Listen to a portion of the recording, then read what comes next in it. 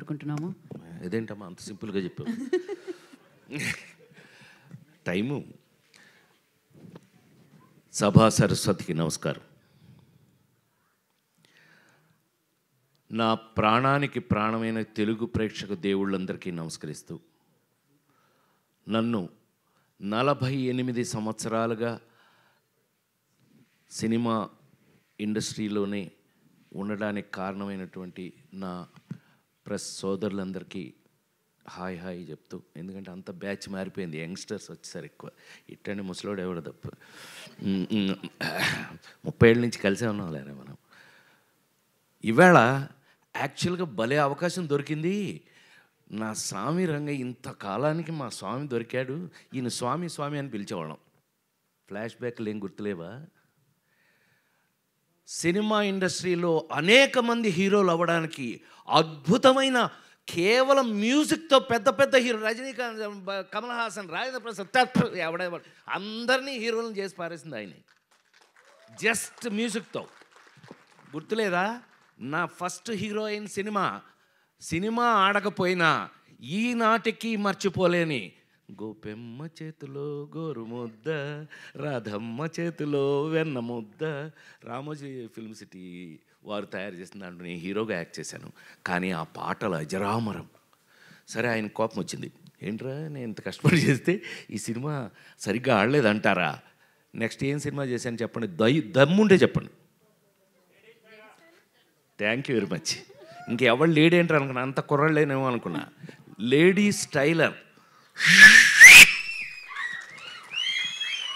నా జన్మలో ఈ రోజున వారి ముందు చెప్తున్నాను నేను, నాకు అవకాశం దొరికింది అందుకని చెప్తున్నా. ఈ అవకాశం ఆయనతో రాదు మాకెప్పుడు. కానీ వాళ్ళు చెప్తున్నా, సార్ ప్రేమించి పెళ్ళాడు సినిమా తర్వాత ఆత్మహత్య చేసుకుందాం అనుకున్న నేను, అంతకుముందు డబ్బింగ్లు చెప్పేవాడిని, డబ్బులు వచ్చాయి, డబ్బింగ్ డబ్బులతో మద్రాసులో ఇల్లు కట్టే. యాక్టింగు ఆ సినిమా అంతగా ఆడకపోవటం వల్ల హీరో అయ్యి ఏమీ కలగపోయింది. అంటే do or die. Ladies Tailor cinema కనుక ఆడకపోతే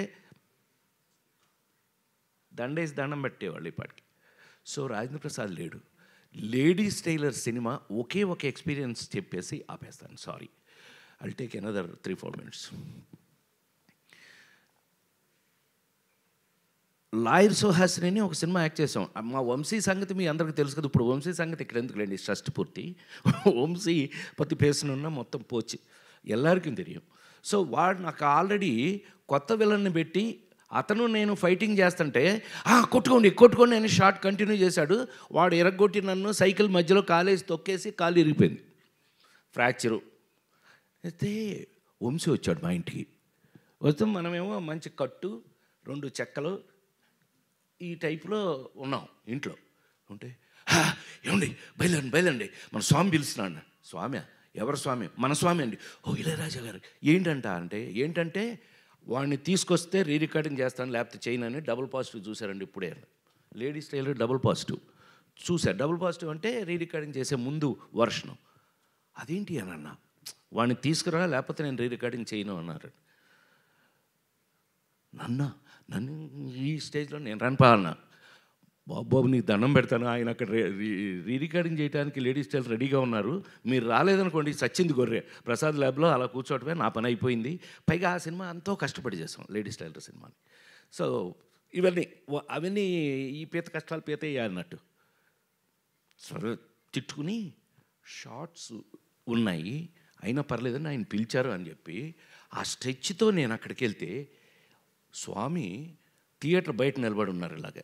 అప్పుడు ఇంతే ఇప్పుడు ఇంతే, తెల్ల మల్లెపూలాగానే ఉంటాడు కానీ ఇలా నిలబడి. నేను అందులోంచి కారు, ఏమైందిరా అన్నాడు. ఆయనకి ఎంత ప్రేమ నా మీద యాక్టర్గా వచ్చింది అని అంటే, రా అన్నాడు ఆయన. ఏమైందిరా? వీడే ఎరగొట్టాడన్న వంశీని చూపించి. ఎందుకురా ఎరగొట్టాడంటే షార్ట్లో ఏదో జరిగింది అందుకనే. ఎరా నువ్వు అంత బాగా యాక్ట్ చేస్తావా? నేను ఇప్పుడు రీ రికార్డింగ్ చేస్తాను, నీ యాక్టింగ్గా నా రీ రికార్డింగ్గా తేల్చుకుందాం మన ఇద్దరం అని చెప్పి థియేటర్ లోపల సార్ வாழ்க்கையில் మరక మాటేనాను వెనక ఒక స్టూల్ పోట్టి నాకు ఒక స్టూల్ వేసి ఆ ఎదురుగా ఉన్న మ్యూజిక్ బోర్డు ఎదురుగా స్టూల్ వేసి సోఫాలో కూర్చో ఇక్కడ అని చెప్పి కాలు దాని మీద పెట్టించి 3 రోజుల పాటు లేడీ స్టైల్ రికార్డింగ్ చేశారు సార్. అది ఆ సినిమా అప్పటికీ ఇప్పటికీ ఎప్పటికీ మీ అందరి సంఖలో ఇళ్లల్లో అన్నిటిలోనూ ఉంది. ఆ రోజుల నుంచి తెలుగు సినిమాలో మీకు అందరికీ బాగా తెలుసు, నాతో పాటు చిరంజీవి గారి సినిమాలకు కూడా ఆయన తెలుగులో మీకు ఎన్ని సూపర్ డూపర్ హిట్లు మీకు తెలుసు. అలాంటి మా స్వామి ఇంతకాలానికి మళ్ళీ షష్ఠి పూర్తి, నాకే షష్ఠి పూర్తి, నేను షష్ఠి పూర్తి నిజ జీవితంలో మెల్లిగా ఎస్కేప్ అయ్యా. 60 అప్పుడు తప్పించుకున్నా, ఎవరికి దొరకకుండా. నాకు అడిగి వెళ్ళదు 60 అప్పుడు నో షష్ఠి పూర్తి, నాకు షష్ఠి పూర్తి అంటారా పొర నన్ను మా అబ్బాయిలు అడిగితే. చివరికి చూస్తే ఏంటంటే ఈ పవను ఈ రూపేష్ వీళ్ళు నన్ను వదల. చివరికి తెలుగు సంస్కృతి సంప్రదాయాలు ఉట్టిపడేటట్టుగా అద్భుతంగా కీరవాణి గారు పాట రాశారంటే మీకు అర్థమైపోవట్లే ఆ సినిమా ఎట్లా ఉంటుందని. ఎంత ఆశ్చర్యం వేసింది మాకు ఆయన తీసుకెళ్ళి. ఆయన మీకు కీరవాణి గారికి మాకు ఉన్న అటాచ్మెంట్ ఏంటో తెలుసా? ఆయన 100వ సినిమా నా సొంత సినిమా. బాపు గారితో తీసిన రాంబంటి సినిమాకి నేను అనుకోకుండా వెళ్ళి, ఏమండి మీరు నాకు మహా ఇష్టం తెలుసు కదా, కేవి మహాదేవన్ గారు ఇళయరాజా గారు ఈజ్ ఈక్వల్ టు కీరవాణి గారు.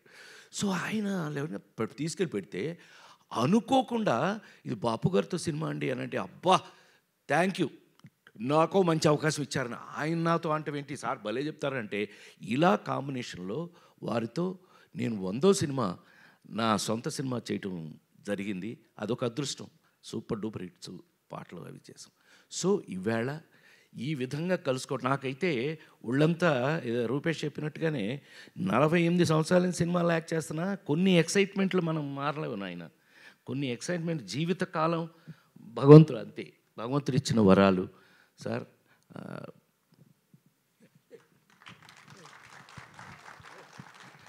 నిజంగా ఆయన ఎంత బాగా నా సినిమా అనేటప్పటికల్లా చెట్టు కింద ప్లేటర్లు మీరు ఎన్నో చూశారు, ఇంకా నేను ఇప్పుడు దాని గురించి చెప్పాల్సిన అవసరం లేదు. అలాంటిది ఇంతకాలానికి షష్ఠి పూర్తి అనే ఒక చక్కటి కథతో నాలాంటి ఇంతకాలం సినిమా ఇండస్ట్రీలో మీ అందరి ఎదురుగా 40 ఏళ్ళ నుంచి కూడా 287 సినిమాలు యాక్ట్ చేసిన నన్ను ఒక షష్ఠి పూర్తిలో ఒక అద్భుతమైన పాత్రతో పవన్ చక్కగా రాసి దాన్ని అద్భుతంగా తీసి ఇవాళ హైలైట్ ఆఫ్ ఇట్. మామూలుగా దాని మీద మీకు గౌరవం వినగానే రావడానికి కారణమే అమూలందైన బొమ్మ ఇసై జ్ఞాని ఇళయరాజా. ఏమండి ఆయన పాట రాయటం నేనైతే ఆశ్చర్యపోయాను సార్. నిజంగా మీ పాట విని ఏంటి ఆయనే రాశారంటే, అరగంటలో రాశాడు మా చైతన్యకి నాకు లింక్ తెలుసు కదా, ఆ నలుగురు జన్మలో ఎవరో మర్చిపోలేని తెలుగు సినిమా. చైతన్య అదేంటి అని అంటే, అవునండి కూర్చొని రాశాడు ఆయన. అందులో ఇళయరాజా గారు అనగానే ఒళ్ళు గగురు ఆయనకి ఊపు వచ్చేసిందండి, రాశాడు. ఎంత అద్భుతం అండి. వీటన్నిటికీ మించి మాకు ఈ సినిమా చూస్తుంటేనే మీకు పెయింటింగ్ వేసినట్టుగా ఉంటుంది. పద్మశ్రీ తోట తరణి అన్నయ్య, ఈ అన్నయ్య మేమంతా బ్యాచ్లండి, మేమంతా బాగా చెప్పలే. ఫ్లాష్ బ్యాక్ ఎందుకు చెప్తాను చెప్పను, మనం ఏవిఎంలో అట్లు అల్లరి చేసినంత చెప్తానండి. ఏవిఎం బ్యాచ్ సార్, ఇదెల్లా పెరియ బ్యాచ్. మేమంతా అన్నయ్య మంచిగా లేరారా బాబు, అంతా కలిసి ఇన్ని సంవత్సరాల నుంచి పనిచేస్తూ వాళ్ళ దగ్గర నాకున్న చనువు. ఈ సినిమా చూస్తే మీకు ఒక పెయింటింగ్ లాగా ఉంటుంది. అంత కారణం అన్నయ్య, ఆయన్ని తెచ్చుకున్నాం. ఎస్ ఆఫ్ కోర్స్ కెమెరా లేకపోతే నువ్వు నీ వర్క్ వాల్యూ తెలియాలంటే అక్కడే కదా. సో ఇన్ని క్వాలిటీస్తో రేపు మీకు రిలీజ్ కాబోయే ఈ సినిమా ఒక తెలుగు సినిమాకు కావలసినటువంటి అన్ని వాల్యూస్ ఉన్నాయని, అందులో మనం మిస్ కాకుండా ఇలాంటి లెజెండ్స్ని మనం పెట్టుకుని మళ్ళీ మన పాత రోజులు గుర్తు చేసుకున్నట్టుగా అనిపిస్తుంది నాకు. ఇంకా మీ ముందు పనిచేస్తున్నాను కాబట్టి నేను ఇంకా మీ అందరి ముందు కళాకారుడిగా చాలా కాలం ఉండాలంటే ఇలాంటి సినిమాల వల్లే అని మరొక్కసారి మనవి చేస్తూ, ఈ అవకాశం నాకు ఇచ్చిన ప్రతి ఒక్కరికి కూడా పేరున కృతజ్ఞతలు తెలియజేస్తూ, ఇళయరాజా గారు ఇంకా ఇంకొక 100 సినిమాలు చేయాలని నేను అనుకుంటున్నాను.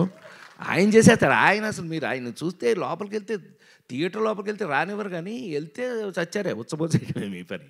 ఇప్పటికీ అలాగే పనిచేస్తున్నారు ఆయన. ఈ కొన్ని ఎందుకని కొంతమంది అంతేనేమో ఇంకా వాళ్ళు మనమేం మార్చలేము.